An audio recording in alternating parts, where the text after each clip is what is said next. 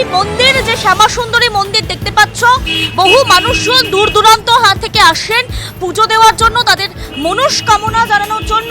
কিন্তু আজকের কোথাও কি একটা চাপা, কার্যত একটা কিন্তু আতঙ্ক বা বলতে পারো ভয় বা কিছু একটা চাপা জিনিস রয়েছে, চাঞ্চল্য রয়েছে। গতকাল এখানে যারা ভক্তরা এসেছেন দূর দূরান্ত থেকে, তাদের উপর কার্যত লাঠিচার্জ করা হয়।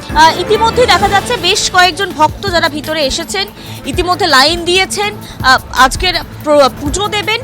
এবং আজকের কিন্তু ইতিমধ্যে মন্দিরের দরজা সকালবেলা খোলা হয়েছে। গতকাল 3:30-র পর মূলত এই যে পুরো বটসা তৈরি হয়, 3:30-র পর এখানে প্রচুর ভিড় জমে গিয়েছিল বলে জানা যায়, প্রচুর লাইন হয়ে গিয়েছিল বলে জানা যায়, এবং সেখান থেকেই বিপত্তি।